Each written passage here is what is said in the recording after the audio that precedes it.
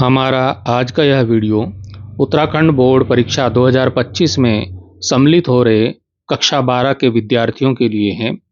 आज के इस वीडियो में हम कक्षा 12 विषय इतिहास, जिसको हिस्ट्री बोलते हैं, हिस्ट्री के पेपर को हम यहाँ पर हल करने वाले हैं। यह जो पेपर है ये प्रतिदर्श प्रश्न पत्र है, सैंपल पेपर है, जिसको मॉडल पेपर भी आप बोल सकते हैं। वर्ष 2024-25 का हिस्ट्री का कक्षा 12 उत्तराखंड बोर्ड का ये सैंपल पेपर आज के वीडियो में हम हल करने का प्रयास करेंगे। मित्रों, यह केवल एक सैंपल पेपर है, पेपर का सैंपल मात्र है। ये जरूरी नहीं है कि इसी पेपर से बोर्ड परीक्षा में प्रश्न पूछे जाएं, पर ये पेपर को हल करके आपको बोर्ड का पेपर हल करने में मदद अवश्य मिलेगी, आपकी सहायता होगी। तो आइए बिना देरी किए हुए प्रश्न पत्र को हल करते हैं। यह प्रश्न पत्र आपका 80 अंकों का होगा, जिसका 3 घंटे समय होगा। इसके कुछ निर्देश रहेंगे। इस प्रश्न पत्र में 25 प्रश्न होंगे और सभी प्रश्न अनिवार्य होंगे। प्रश्नों के अंक उनके सम्मुख अंकित होंगे। प्रत्येक प्रश्न को ध्यानपूर्वक पढ़ना है और उसका सही से उत्तर लिखना है। प्रश्न संख्या 1 जो है वो बहुविकल्पीय प्रश्न उसमें होंगे, जिसमें 4-4 विकल्प आपको दिए रहेंगे और सही विकल्प को आपको अपनी उत्तर पुस्तिका, अपनी कॉपी में आपको लिखना होगा। प्रश्न संख्या 2 से 7 तक निश्चित उत्तरीय प्रश्न होगा, जिसका कि एक निश्चित उत्तर होगा। प्रश्न संख्या 8 से 11 तक प्रत्येक जो प्रश्न है वो 50 शब्दों में उसका उत्तर लिखना होगा और प्रश्न संख्या 12 से 18 तक का प्रत्येक का उत्तर 125 शब्द का होगा। प्रश्न संख्या 19 से 23 तक का उत्तर लगभग 250 शब्दों में आपको लिखना होगा। प्रश्न संख्या जो 24 होगा वो केस स्रोत आधारित प्रश्न होगा, जिसका उत्तर निर्देश के अनुसार आपको देना होगा। जो 25वां प्रश्न है वो मानचित्र से संबंधित प्रश्न है। उसमें आपको एक मानचित्र दिया रहेगा, एक नक्शा दिया रहेगा, जिसमें कुछ स्थानों को आपको दर्शाना है और उसको अपनी कॉपी के साथ आपको अटैच करके, बांध करके उसको देना होगा। तो इस प्रकार से ये प्रश्न होंगे। आइए पहला प्रश्न देखते हैं। पहला प्रश्न आपके सम्मुख है। प्रश्न 1 का क, मृतकों का टीला किसे कहा जाता है? 4 विकल्प आपके पास पेपर में दिए रहेंगे, जैसे यहां पर दिए हैं हड़प्पा, कालीबंगा, मोहनजोदड़ो, लोथल। तो इसमें से जो सही उत्तर है वो आपको लिखना होगा। तो इसका सही उत्तर है मोहनजोदड़ो। तो ये आपको छांट करके आपको लिखना है।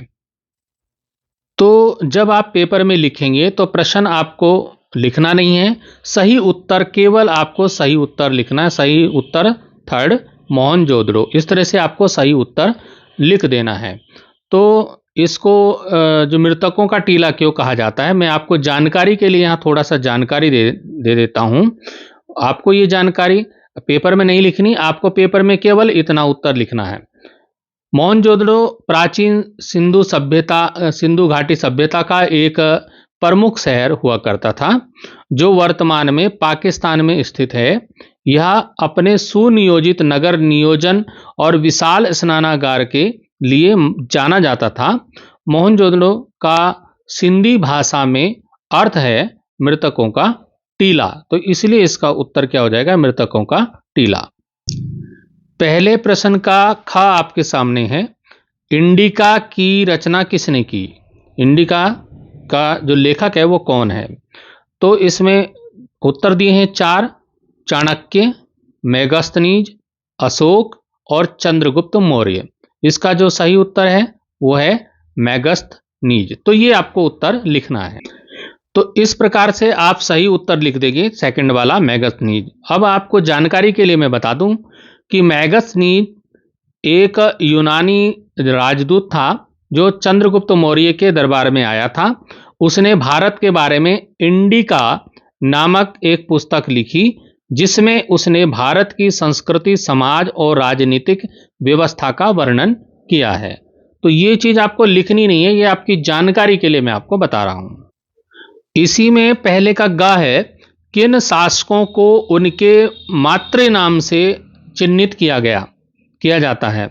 तो कुषाण है, शुंग है, मौर्य है या सातवाहन है। इसका उत्तर है सातवाहन। तो इस प्रकार से आप सही उत्तर लिख देंगे सातवाहन। और सातवाहन के बारे में जान लेते हैं। सातवाहन वंश के शासकों को उनके मातृ नाम से चिन्हित किया जाता था। उदाहरण के लिए गौतमी पुत्र सातकर्णी। इससे पता चलता है कि सातवाहन समाज में महिलाओं का महत्वपूर्ण स्थान था। इसी में अगला प्रश्न आता है, जैन परंपरा के अनुसार 24वें तीर्थंकर किसे माना जाता है। तो इसका जो सही उत्तर है वो महावीर को 24वें तीर्थंकर के रूप में जाना जाता है। तो इस प्रकार इसका सही उत्तर हो जाएगा महावीर। महावीर स्वामी जैन धर्म के 24वें और अंतिम तीर्थंकर थे। उन्होंने जैन धर्म के सिद्धांतों का प्रचार किया और अहिंसा के मार्ग पर चलने का उपदेश दिया। तो आपको उत्तर केवल ये लिखना है, इतना उत्तर लिखना है। ये लिखने की जरूरत नहीं है, ये मैं सिर्फ आपको जानकारी के लिए यहाँ पर बता रहा हूँ। अगला प्रश्न हमारे सामने है, किताब उल हिंद किसकी रचना है। तो इसका सही उत्तर है अल बरूनी। ये इसका सही उत्तर है। अब अल बरूनी कौन था उसके बारे में जान लेते हैं। अल बरूनी एक प्रसिद्ध मुस्लिम विद्वान था जो महमूद गजनी के साथ भारत आया था।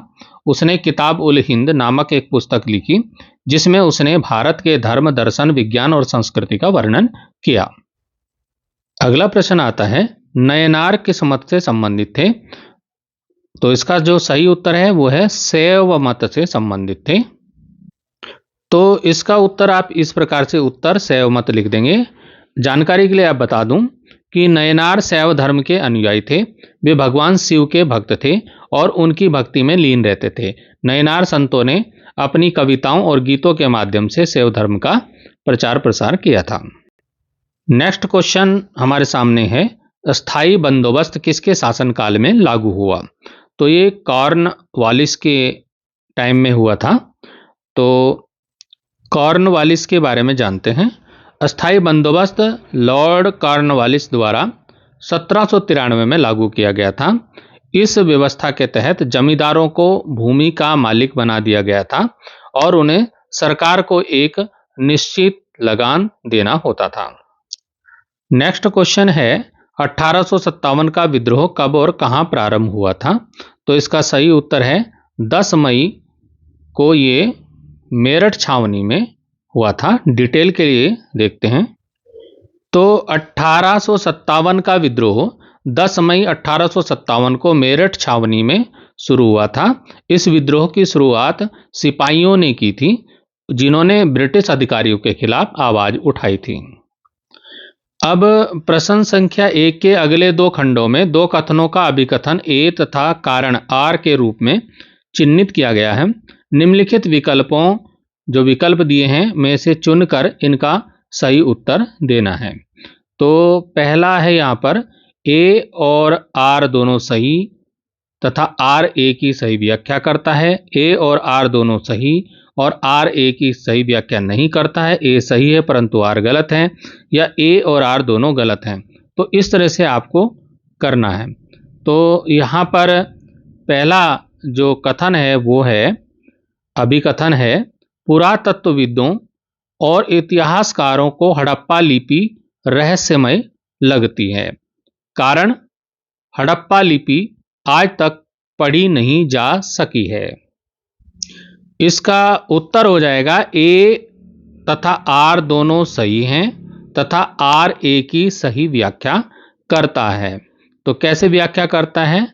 हड़प्पा लिपि को अभी तक नहीं पढ़ा जा सका है। यही कारण है कि यह पुरातत्वविदों और इतिहासकारों के लिए रहस्यमय बनी हुई है। अगला कथन हम देखते हैं। अभिकथन है, दांडी यात्रा महात्मा गांधी द्वारा 1930 में शुरू की गई थी। कारण, दांडी यात्रा का उद्देश्य भारत में ब्रिटिश शासन की नीतियों के प्रति समर्थन व्यक्त करना था। इसका उत्तर देखते हैं। इसका उत्तर हो जाएगा ए सही है परंतु आर गलत है। दांडी यात्रा महात्मा गांधी द्वारा 1930 में शुरू की गई थी, लेकिन इसका उद्देश्य ब्रिटिश शासन की नीतियों के प्रति समर्थन व्यक्त करना नहीं था, बल्कि इसका उद्देश्य ब्रिटिश सरकार के नमक कानून का विरोध करना था। तो ये लिखने की आपको आवश्यकता नहीं है, ये केवल मैं आपको समझाने के लिए बता रहा हूं। उत्तर आपका ये एक पंक्ति में ही होगा। आपके बहुविकल्पीय प्रश्न पूर्ण हुए। दूसरा प्रश्न है निश्चित उत्तरीय प्रश्नों के अंतर्गत बौद्ध और जैन धर्म के आरंभिक ग्रंथों में कितने महाजनपदों का उल्लेख मिलता है? तो इसका सही उत्तर है 16 महाजनपदों का उल्लेख मिलता है। थर्ड प्रश्न है त्रिपिटक में किसकी शिक्षाओं को संग्रहित किया गया है? तो त्रिपिटक में महात्मा बुद्ध की शिक्षाओं को सम्मिलित किया गया है। चौथा प्रश्न है शेख सलीम चिश्ती की दरगाह कहाँ स्थित है? तो ये फतेहपुर सीकरी में स्थित है। पांचवा प्रश्न है किस युद्ध में पराजित होने के बाद विजयनगर राज्य का पतन हुआ? तो ये तालीकोटा का युद्ध था, जिसमें पराजित होने के बाद विजयनगर साम्राज्य का पतन हो गया था। छठा प्रश्न है poverty and un British rule in India, ये नाम है पुस्तक का। इस पुस्तक के लेखक कौन हैं? इसके पुस्तक हैं दादा भाई नौरोजी। सातवां प्रश्न है 13 दिसंबर 1946 को संविधान सभा के सामने उद्देश्य प्रस्ताव किसने रखा? तो ये प्रस्ताव रखा था पंडित जवाहरलाल नेहरू जी ने। आठवां प्रश्न है हड़प्पा सभ्यता का अंत किस प्रकार हुआ होगा? चर्चा कीजिए। तो हड़प्पा संस्कृत जो सभ्यता है उसका अंत कैसे हुआ, इसको हम जानते हैं। हड़प्पा सभ्यता के अंत के बारे में कई अलग अलग सिद्धांत हैं। कुछ विद्वानों का मानना है कि इसका अंत जलवायु परिवर्तन के कारण हुआ होगा, जबकि कुछ अन्य का मानना है कि यह बाढ़ या आक्रमण के कारण हुआ होगा। हालांकि अभी तक कोई निश्चित कारण पता नहीं चल पाया है। इसको डिटेल में भी लिख सकते हैं, लेकिन ये प्रश्न जो उत्तर है केवल 50 शब्दों में इस प्रश्न का उत्तर देना है, तो इतना ही उत्तर लिखेंगे। तो जितना प्रश्न आपको पूछा गया है उतना ही उत्तर दें, नहीं तो समय ज़्यादा हो जाएगा और आप सभी प्रश्नों को हल नहीं कर पाएंगे। इसलिए उतना ही उत्तर दें जितना पूछा गया है। प्रश्न संख्या 9 है भारतीय उपमहाद्वीप की मस्जिदों का स्थापत्य सार्वभौमिक आदर्शों और स्थानीय परंपराओं का सम्मिश्रण है। इस कथन से आप कहां तक सहमत हैं? तो इसका उत्तर हो जाएगा मैं इस कथन से सहमत हूं।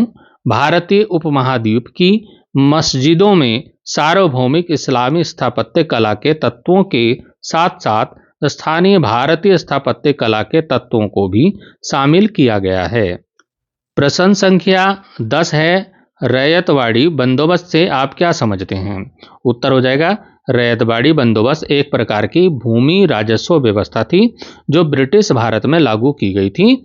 इस व्यवस्था के तहत किसानों को भूमि का मालिक बना दिया गया था और उन्हें सरकार को सीधे लगान देना होता था। 11वां प्रश्न है गांधी इरविन समझौते पर प्रकाश डालिए। तो गांधी इरविन समझौता 1931 में महात्मा गांधी जी और वायसराय लॉर्ड इरविन के बीच में हुआ था। यह समझौता भारतीय राष्ट्रीय कांग्रेस और ब्रिटिश सरकार के बीच एक समझौता था जिसका उद्देश्य भारत में राजनीतिक गतिरोध को दूर करना था। तो इस समझौते की कुछ मुख्य बातें थी।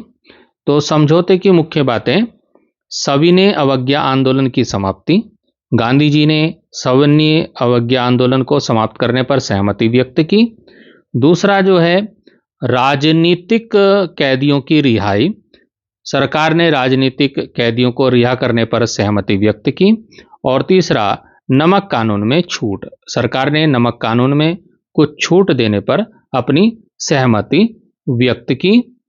और गोलमेज सम्मेलन में भागीदारी, गांधी जी ने दूसरे गोलमेज सम्मेलन में भाग लेने पर सहमति व्यक्त की। यह समझौता भारतीय स्वतंत्रता संग्राम में एक महत्वपूर्ण घटना थी। इसने गांधी जी और कांग्रेस की प्रतिष्ठा को बढ़ाया और राष्ट्रीय आंदोलन को एक नई दिशा प्रदान की। 12वां प्रश्न है, जैन धर्म और बौद्ध धर्म में क्या समानताएं हैं? जैन धर्म और बौद्ध धर्म दोनों ही भारतीय धर्म हैं और दोनों में कुछ समानताएं हैं। तो पहली जो समानता है वो है अहिंसा। दोनों ही धर्म अहिंसा के सिद्धांत पर बल देते हैं। दूसरा है कर्म। दोनों ही धर्म कर्म के सिद्धांत को मानते हैं। तीसरा है मोक्ष। दोनों ही धर्म मोक्ष को जीवन का अंतिम लक्ष्य मानते हैं। और तीसरी हम बात करते हैं अगली जो है वो है साधु जीवन। दोनों ही धर्म साधु जीवन को श्रेष्ठ मानते हैं। हालांकि दोनों धर्मों में कुछ भिन्नताएं भी हैं।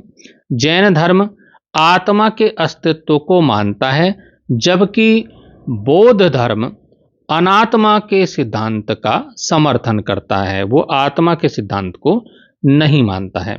जैन धर्म में कठोर तपस्या पर बल दिया जाता है, जबकि बौद्ध धर्म में मध्यम मार्ग का अनुसरण करता है। 13वां प्रश्न है, स्तूप क्यों और कैसे बनाए जाते थे? संक्षिप्त वर्णन इसका करना है। स्तूप क्यों बनाए जाते थे और कैसे बनाए जाते थे? देखिए, स्तूप बौद्ध धर्म के पवित्र स्थल हैं। ये बुद्ध या अन्य महत्वपूर्ण बौद्ध व्यक्तियों के अवशेषों पर बनाए जाते थे। स्तूपों का निर्माण धार्मिक महत्व के साथ साथ कलात्मक और सांस्कृतिक महत्व भी रखता है। स्तूप बनाने की प्रक्रिया जो है, स्थान का चुनाव। स्तूप बनाने के लिए एक शांत और पवित्र स्थान का चुनाव किया जाता था। दूसरा है आधार का निर्माण।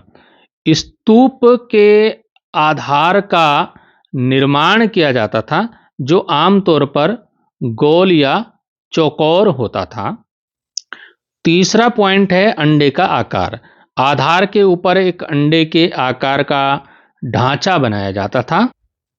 अब बात करते हैं शिखर की। अंडे के आकार के ढांचे के ऊपर एक शिखर बनाया जाता था। फिर उसका अलंकरण, स्तूप को विभिन्न प्रकार की कलाकृतियों से सजाया जाता था। अलंकरण मतलब सजाना। तो इस प्रकार आप समझ गए होंगे कि स्तूपों का निर्माण एक लंबी और जटिल प्रक्रिया थी, जिसमें कई कुशल कारीगरों और शिल्पकारों की आवश्यकता होती थी। स्तूप बौद्ध धर्म के महत्वपूर्ण प्रतीक हैं और भारतीय कला और संस्कृति में उनका महत्वपूर्ण योगदान है। प्रश्न संख्या 14 देखते हैं। विजयनगर एक विशिष्ट स्थापत्य शैली से अभिलक्षित था। इस कथन की विजयनगर के धार्मिक स्थापत्य के उदाहरणों सहित पुष्टि कीजिए। तो उत्तर देखते हैं। विजयनगर की स्थापत्य शैली की कुछ विशिष्ट विशेषताएं हैं जो इसे अन्य समकालीन शैलियों से अलग बनाती हैं। विजयनगर के धार्मिक स्थलों में हमें निम्नलिखित विशेषताएं देखने को मिलती हैं। नंबर 1 है विशाल संरचनाएं। विजयनगर के मंदिर आकार में बहुत बड़े होते थे। इनमें ऊंचे गोपुरम, प्रवेश द्वार और विशाल प्रांगण होते थे। दूसरा पॉइंट आप लिख सकते हैं अलंकृत स्तंभ। मंदिरों के स्तंभों पर बहुत ही सुंदर और बारीक नक्काशी की जाती थी। इन पर पौराणिक कथाओं और देवी देवताओं के चित्र उकेरे जाते थे, मतलब उन पर चित्र बनाए जाते थे। तीसरा हम बात करते हैं विभिन्न देवताओं के लिए मंदिर। तो विजयनगर में केवल एक देवता के लिए मंदिर नहीं होते थे, बल्कि वहाँ विभिन्न देवी देवताओं के मंदिर बनाए जाते थे। बात करते हैं जल प्रबंधन की। तो विजयनगर के मंदिरों में जल प्रबंधन का विशेष ध्यान रखा जाता था। मंदिरों में तालाब और कुएं बनाए जाते थे, जिनका उपयोग धार्मिक कार्यों के साथ साथ सिंचाई के लिए भी किया जाता था। आइए कुछ उदाहरण देखते हैं। उदाहरण है नंबर 1 है विरूपाक्ष मंदिर। यह मंदिर भगवान शिव को समर्पित है और यह विजयनगर के स्थापत्य कला का एक उत्कृष्ट उदाहरण है। इसमें विशाल गोपुरम, प्रवेश द्वार और सुंदर नक्काशीदार स्तंभ हैं। दूसरा जो मंदिर है वो है हम्पी का विट्ठल मंदिर। यह मंदिर भगवान विष्णु को समर्पित है और यह अपनी विशाल संरचना और रथ के आकार के पत्थर के लिए प्रसिद्ध है। 15वां प्रश्न हमारे सम्मुख है, 16वीं 17वीं सदी में कृषि उत्पादन को किस हद तक महज गुजारे के लिए खेती कह सकते हैं? अपने उत्तर के कारण स्पष्ट करना है। आइए उत्तर देखते हैं। 16वीं 17वीं सदी में कृषि उत्पादन को पूरी तरह से गुजारे के लिए खेती कहना सही नहीं होगा। कुछ क्षेत्रों में व्यापारिक फसलों का उत्पादन भी होता था। फिर भी यह सच है कि अधिकांश किसान अपनी और अपने परिवार की जरूरतों को पूरा करने के लिए खेती किया करते थे। कारण इसके कुछ हैं, उन कारणों को हम जान लेते हैं। कारण है, एक तो है सिंचाई की कमी। कई क्षेत्रों में सिंचाई की पर्याप्त व्यवस्था नहीं थी, जिसके कारण किसानों को मानसून पर निर्भर रहना पड़ता था। दूसरा है पारंपरिक तकनीक। दूसरा जो है पारंपरिक तकनीक, हेडिंग हो जाएगा आपका। कृषि में पारंपरिक तकनीकों का उपयोग किया जाता था, जिससे उत्पादन सीमित रहता था।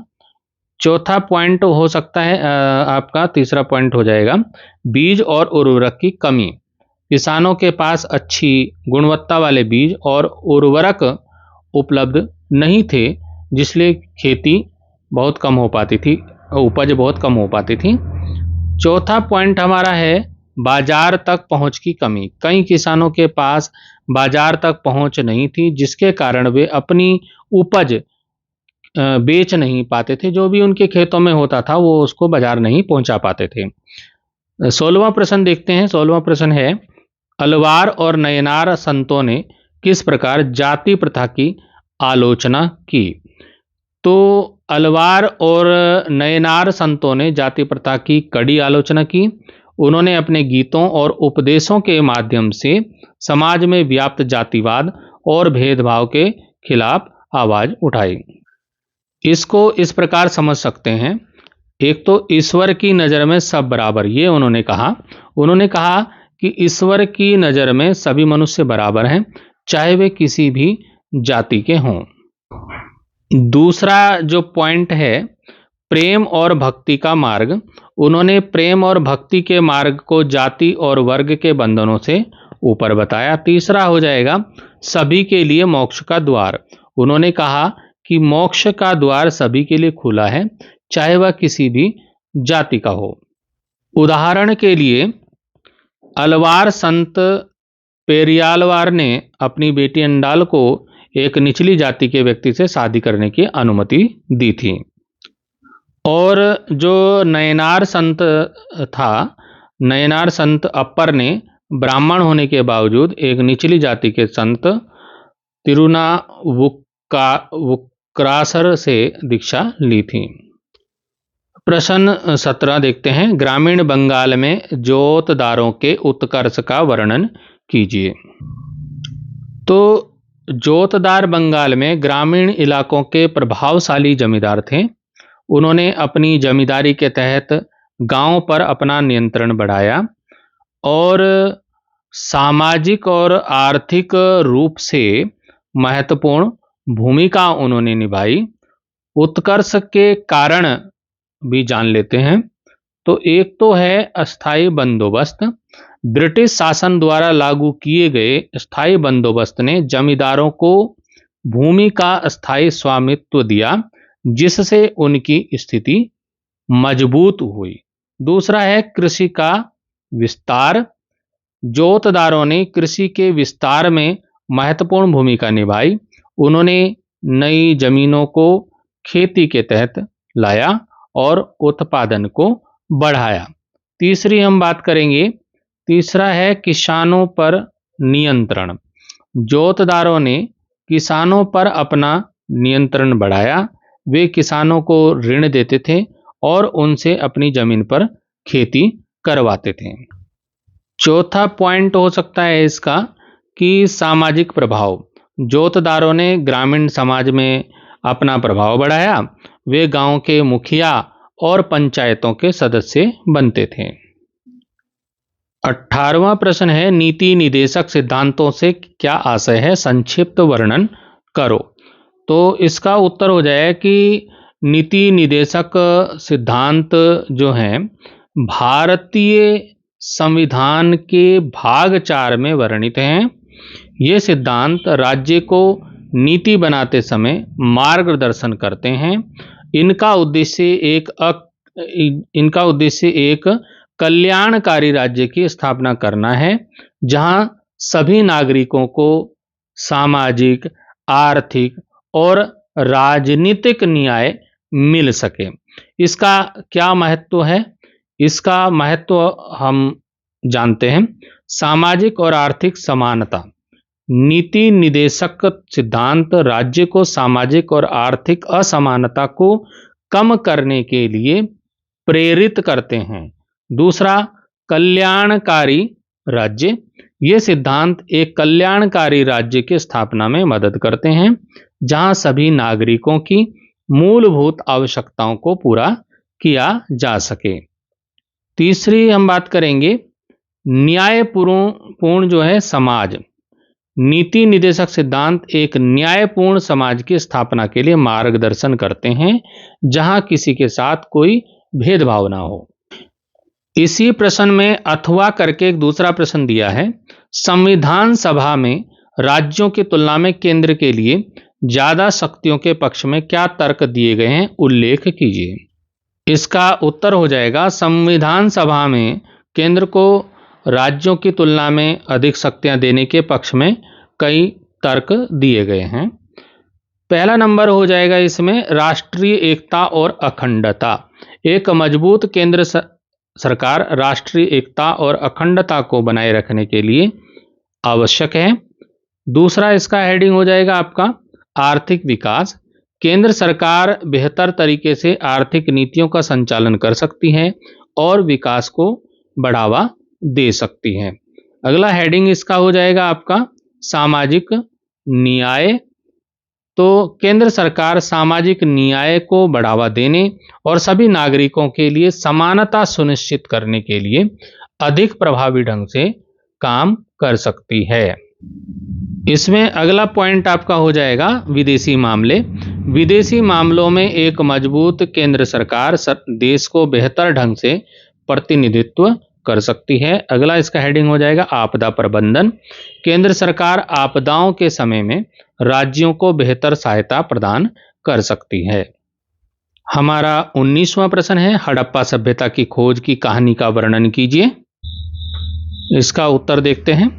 हड़प्पा सभ्यता की खोज एक रोचक कहानी है। 1920 के दशक में भारतीय पुरातत्व सर्वेक्षण विभाग के अधिकारी दयाराम साहनी ने पंजाब प्रांत में स्थित हड़प्पा नामक स्थान पर कुछ प्राचीन खंडरों की खोज की।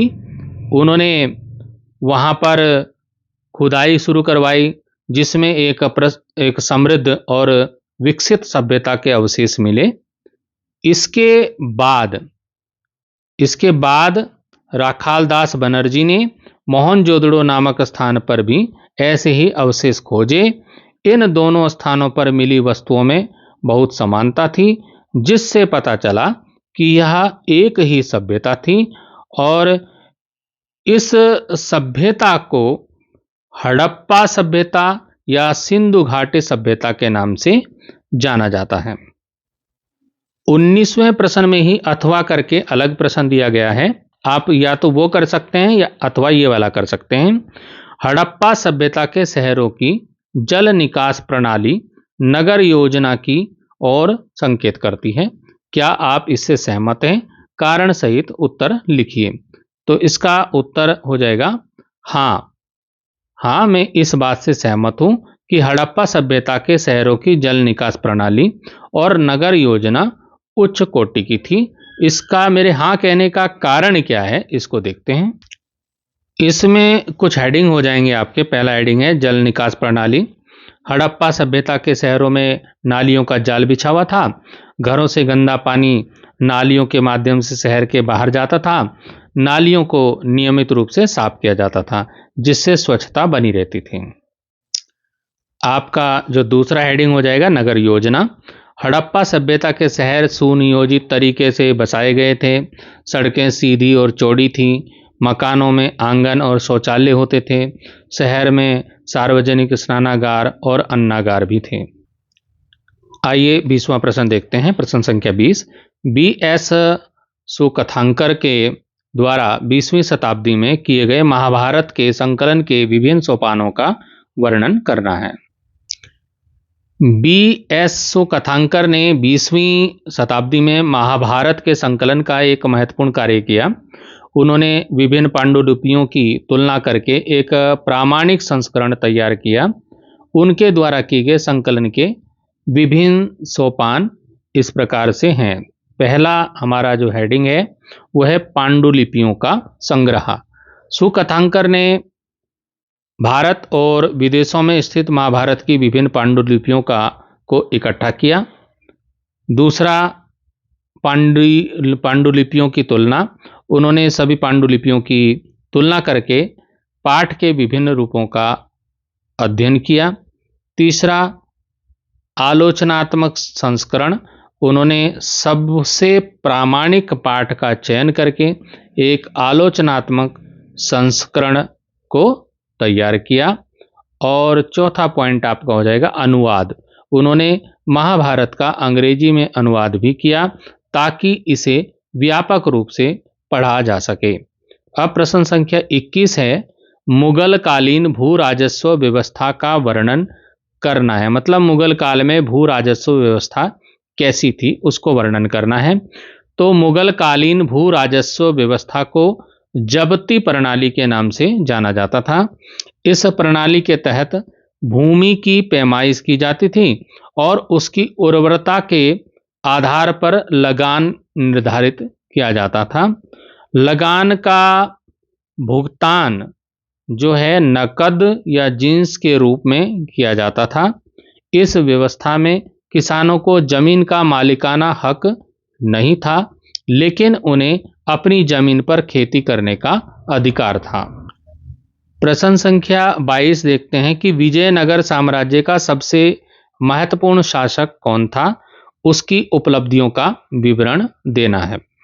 तो विजयनगर साम्राज्य का सबसे महत्वपूर्ण शासक कृष्णदेव राय जी थे। सबसे महत्वपूर्ण शासक, फेमस प्रसिद्ध शासक थे कृष्णदेव राय जी। उन्होंने 1509 से 1529 तक शासन किया था। उनकी उपलब्धियों को देखते हैं। पहली उपलब्धि हो जाएगी साम्राज्य का विस्तार। उन्होंने अपने साम्राज्य का विस्तार किया और कई क्षेत्रों को अपने अधीन किया। दूसरा हो जाएगा प्रशासनिक सुधार। उन्होंने प्रशासन में सुधार किए और एक सुव्यवस्थित शासन स्थापित किया। तीसरा हो जाएगा कला और साहित्य को प्रोत्साहन उन्होंने दिया। उन्होंने कला और साहित्य को बढ़ावा दिया। उनके दरबार में कई प्रसिद्ध कवि और लेखक रहते थे। चौथा पॉइंट इसमें हो जाएगा विदेशी व्यापार को बढ़ावा। उन्होंने विदेशी व्यापार को बढ़ावा दिया जिससे राज्य की समृद्धि बढ़ी। इसी में अथवा करके अगला प्रश्न, अथवा करके अथवा ये कीजिए अथवा ये वाला कीजिए। तो ये दूसरा प्रश्न दिया है, विजयनगर साम्राज्य की राजनीतिक दशा पर प्रकाश डालना है। वहां की राजनीतिक दशा कैसी थी। तो विजयनगर साम्राज्य की राजनीतिक दशा हमेशा स्थिर नहीं रही, क्योंकि विजयनगर में उत्तराधिकार के लिए संघर्ष, पहला जो हेडिंग है उत्तराधिकार के लिए संघर्ष, यहाँ अक्सर उत्तराधिकार के लिए संघर्ष होते थे जिसके कारण राजनीतिक अस्थिरता बनी रहती थी। दूसरा हेडिंग इसमें हो जाएगा विदेशी आक्रमण। तो विजयनगर साम्राज्य को बहमनी सल्तनत और अन्य पड़ोसी राज्यों के आक्रमणों का सामना करना पड़ा। तीसरा इसमें हेडिंग हो जाएगा सामंतों की भूमिका। साम्राज्य में सामंतों की महत्वपूर्ण भूमिका थी, लेकिन कई बार वे स्वतंत्र होने की कोशिश करते थे जिससे केंद्रीय सत्ता कमजोर होती थी। हमारा 23वां प्रश्न है, 1857 के विद्रोह के लिए कौन से सामाजिक तथा धार्मिक कारण उत्तरदायी थे। तो 1857 के विद्रोह के कई सामाजिक और धार्मिक कारण थे। पहले हम देखते हैं सामाजिक कारण। अंग्रेजों ने भारतीय समाज में कई सुधार किए, जैसे कि सती प्रथा का अंत और विधवा पुनर्विवाह को बढ़ावा देना। लेकिन इन सुधारों को कुछ लोगों ने अपनी परंपराओं में हस्तक्षेप को माना। मतलब कुछ लोग नहीं चाहते थे कि ये परंपराएं बंद हो, सती प्रथा बंद हो, विधवा का पुनः विवाह हो, वो नहीं चाहते थे। तो लेकिन अंग्रेजों ने भारतीय समाज में सुधार किए, सती प्रथा को बंद कराया, विधवा विवाह को शुरुआत की। तो इन परंपराओं से लोगों को लगा कि अंग्रेज हमारी परंपराओं में बाधा डाल रहे हैं, उनको बदलना चाहते हैं, इसलिए उनमें आक्रोश उत्पन्न हुआ। दूसरा, जाति व्यवस्था को लेकर भी समाज में असंतोष था। इसके कुछ धार्मिक कारण भी थे। तो धार्मिक कारण इसके थे, अंग्रेजों ने ईसाई धर्म का प्रचार किया, जिससे कुछ लोगों को लगा कि उनकी धार्मिक स्वतंत्रता खतरे में है। दूसरा धार्मिक कारण था, कारतूसों में गाय की चर्बी का इस्तेमाल होता था, जिससे हिंदू और मुस्लिम दोनों ही की धार्मिक भावनाएं आहत हुई। इसी में अथवा करके दूसरा प्रश्न भी पूछा गया है, या तो आप उसको कीजिए या दूसरा कीजिए। महात्मा गांधी ने राष्ट्रीय आंदोलन के स्वरूप को किस तरह बदल डाला? तो महात्मा गांधी जी ने राष्ट्रीय आंदोलन के स्वरूप को पूरी तरह से बदल दिया। उन्होंने आंदोलन को जन जन तक पहुंचाया और इसे एक नई दिशा दी। उन्होंने इसमें क्या क्या परिवर्तन किए, उनके द्वारा किए गए परिवर्तन हैं। पहले नंबर पे आएगा अहिंसा। गांधी जी ने अहिंसा को आंदोलन का प्रमुख हथियार बनाया। उन्होंने लोगों को शांतिपूर्ण तरीके से विरोध करने के लिए प्रेरित किया। दूसरा इसमें हेडिंग हो जाएगा आपका जन आंदोलन। उन्होंने आंदोलन को जन जन का आंदोलन बनाया। उन्होंने समाज के सभी वर्गों को आंदोलन में शामिल किया। तीसरा हेडिंग इसका होगा स्वराज। उन्होंने स्वराज की मांग को प्रमुख लक्ष्य बनाया। उनका मानना था कि भारत को पूरी तरह से स्वतंत्र होना चाहिए। आपका अगला हेडिंग हो जाएगा सत्याग्रह। उन्होंने सत्याग्रह को आंदोलन का एक नया तरीका बनाया। सत्याग्रह का अर्थ है सत्य और न्याय के लिए संघर्ष करना। प्रश्न संख्या 24 है, निम्नलिखित उद्धरण को ध्यानपूर्वक पढ़िए और उसके नीचे दिए गए प्रश्नों के उत्तर दीजिए। तो यहाँ पर कोई जैसे हिंदी में गद्यांश आता है ना, वैसे ही एक यहाँ पे उद्धरण या गद्यांश ही मान लीजिए आप। एक गद्यांश यहाँ पर दिया रहेगा और उसको पढ़ करके उसके नीचे दिए गए प्रश्नों के उत्तर आपको देने होंगे। जैसे कि ये आपने गद्यांश आप पढ़ लेना, और पेपर में ये जरूरी नहीं ये वाला आएगा, कोई दूसरा भी आ सकता है। तो यहाँ पर दिया है पहला प्रश्न, भारत छोड़ो आंदोलन कब शुरू हुआ? तो आपको इसी में उत्तर मिल जाएगा, भारत छोड़ो आंदोलन। तो ये यहाँ पर अगस्त 1942 में शुरू हुए। इस आंदोलन को अंग्रेजों भारत छोड़ो का नाम दिया, तो इसको भारत छोड़ो आंदोलन कहा गया। तो इसी प्रकार से उत्तर आपको इसमें मिल जाएंगे। 3 प्रश्न इसमें दिए रहेंगे जिनके उत्तर आपको देने होंगे। वीडियो काफ़ी लंबा हो गया है, तो मैं सीधा उत्तर आपको बताता हूँ। पहले वाले का उत्तर हो गया भारत छोड़ो आंदोलन अगस्त 1942 में शुरू हुआ। दूसरे का उत्तर हो जाएगा इस आंदोलन का नेतृत्व महात्मा गांधी ने किया। उसमें प्रश्न था ना किसने किया, तो महात्मा गांधी ने इसका नेतृत्व किया। और तीसरे प्रश्न का उत्तर हो जाएगा इसमें 24वें का तीसरा, भारत छोड़ो आंदोलन एक जन आंदोलन था जिसमें लाखों आम हिंदुस्तानी शामिल थे। इस आंदोलन ने युवाओं को बड़ी संख्या में अपनी ओर आकर्षित किया। उन्होंने अपने कॉलेज को छोड़कर जेल का रास्ता अपनाया। इस आंदोलन ने ब्रिटिश शासन को हिलाकर रख दिया और भारत की स्वतंत्रता में इस आंदोलन ने महत्वपूर्ण भूमिका निभाई। 25वें और अंतिम प्रश्न की ओर चलते हैं। दिए गए भारत के राजनीतिक रेखा मानचित्र पर ऐतिहासिक महत्व के निम्नलिखित नगरों को अंकित कर उनके नाम भी लिखने हैं। तो आपको परीक्षा में मानचित्र दिया रहेगा भारत का, पॉलिटिकल दिया है इसमें, राजनीतिक मतलब पॉलिटिकल मैप होगा। तो उस मैप में, उस नक्शे में आपको ये स्थान दर्शाने हैं, जैसे दिल्ली कहाँ पे है, मगध कहाँ पे है, राखीगढ़ी कहाँ है, सांची कहाँ है, कार्ले कहाँ है। तो इन स्थानों को आपको दर्शाना है। तो इनको आप दर्शा देंगे और आपका ये मानचित्र कंप्लीट हो जाएगा। इस तरह से 25 प्रश्न आपके पूरे हो जाएंगे। आखिर में नोट लिखा है कि निम्नलिखित प्रश्न केवल दृष्टिहीन परीक्षार्थियों के लिए उपयुक्त प्रश्न संख्या 25 के स्थान पर है। तो ये जो आखिरी वाला है दृष्टिहीन परीक्षार्थियों के लिए है, उनके लिए ये प्रश्न में दिया गया है, ये सबको, बाकी लोगों को नहीं करना है।